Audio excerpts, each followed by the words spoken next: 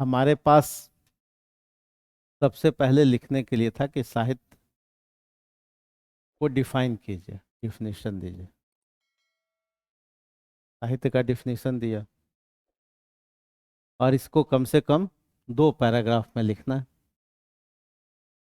पहला और दूसरा कि साहित्य क्या क्या है और किसके लिए, किसके लिए 2 पैराग्राफ में हम बताएंगे साहित्य के बारे में। फिर तीसरे पैराग्राफ में बताएंगे कि ज्ञान का स्रोत कैसे है, ज्ञान का स्रोत कैसे है, सोर्स ऑफ नॉलेज कैसे है, सोर्स ऑफ नॉलेज कैसे है, इस पे एक आध पैराग्राफ लिखेंगे। सोर्स ऑफ नॉलेज बहुत सारी चीजें हैं, और भी अन्य भी हैं, कई सारी विधाएं हैं सोर्स ऑफ नॉलेज। हम अपने अनुभव से भी लेते हैं। प्रकृति भी सोर्स ऑफ नॉलेज है, विद्यालय की शिक्षा भी सोर्स ऑफ नॉलेज है। जहाँ जहाँ हम इंद्रियों से ज्ञान हासिल करते हैं या किसी से पढ़ते लिखते हैं, वो सब सोर्स ऑफ नॉलेज। घर में समस्याओं समस्याओं भी, तो ज्ञान का स्रोत लिटरेचर भी है। लेकिन आप कहेंगे कि ज्ञान का बेस्ट यूज कौन सिखाता है? बेस्ट यूज किसके हित में? कॉन्स्टिट्यूशन के हित में, अंतिम व्यक्ति के हित में, समाज के हित में। ज्ञान का बेस्ट यूज कौन सिखाएगा? वो साहित्य सिखाएगा। 5वें पैराग्राफ में बताएंगे कि देखिए ये नैतिकता और सामाजिक क्रिया का भी रूप, नैतिकता एवं सामाजिक। अब नैतिकता में अब बढ़ाएंगे कि सामाजिक नैतिकता पर कैसे ये बात करता है। 6ठे में हम कहेंगे जी आर्थिक नैतिकता पर बात क्या करता है, धार्मिक नैतिकता पर बात क्या करता है, कैसे वो सोसाइटी के साथ जोड़ता है, दर्शन पर क्या बात करता है। 7वीं बात, क्या जितनी क्रांतियां हुई हैं वैश्विक स्तर पर क्या बात करता है, वैश्विक स्तर पर जितनी क्रांति हुई है, फ्रांस की क्रांति में क्या साहित्य का योगदान है, अमेरिकी क्रांति में क्या साहित्य का योगदान है, हमारे अपने फ्रीडम स्ट्रगल में क्या साहित्य का योगदान है, वैश्विक स्तर पर इसकी क्या स्थिति है, क्या ये साहित्य की उपयोगिता है। 10वीं बात, कि जो संबंध है, जो संवाद है, और जो सबसे नीचे के जो लोग हैं वो कौन है? बच्चा, महिला, जो समाज के कमजोर वर्ग हैं, क्या इनके हित में वो कुछ बात करता है क्या? जो हाशिए पर जो कमजोर है वो कौन है?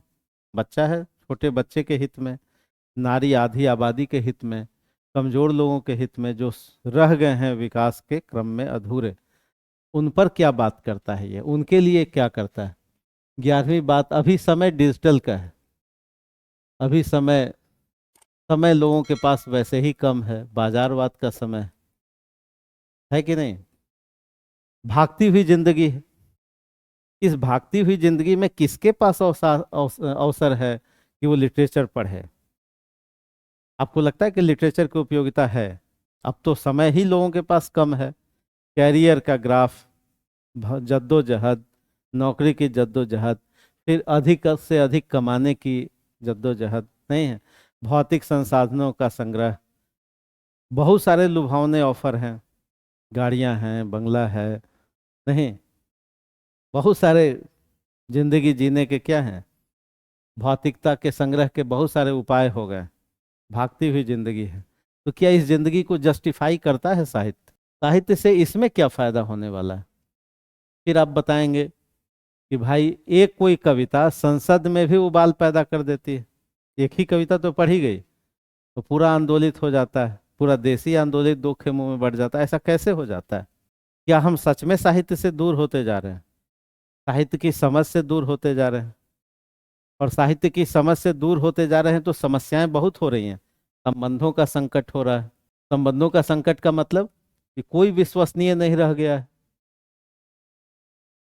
नहीं, कोई किसी के लिए सेक्रीफाइस नहीं करता।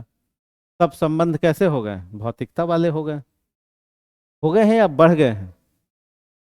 अगर कहा जाता है कि अगर आपके पास एक भी विश्वसनीय व्यक्ति है जो आप सोचते हैं कि मेरे अनुसार रहेगा, और आगे 20 साल के बाद भी यही होगा, तो इसका मतलब है कि आप सौभाग्यशाली हैं। एक आदमी खोज नहीं सकते, खोज सकते हैं कि जी ये आदमी जो है हमारा बहुत विश्वसनीय भरोसेमंद है, और हम जैसा जानते हैं वैसा ही रहेगा ये। ऐसा कोई आदमी है तो इसका मतलब आप इस धरती पर क्या हैं, सौभाग्यशाली। चाहे आपका कोई मित्र हो, आपका कोई जीवन साथी हो, पुत्र हो, आप भरोसे से नहीं कह सकते कि कब वो व्यक्ति क्या हो जाता है। इसलिए कहा गया कि हर आदमी में है 10-20 आदमी, पता ही नहीं चलेगा। संवाद की ऐसे ही,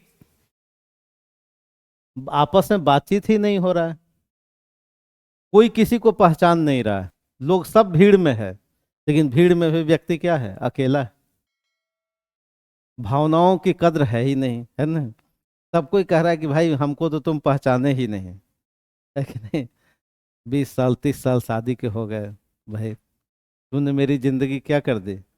हाँ, तुम्हारे साथ रह के मैंने तो मेरी जिंदगी खराब हो गई, है ना। ऐसा सबके साथ है, परिवार ऐसे ही टूट रहा है।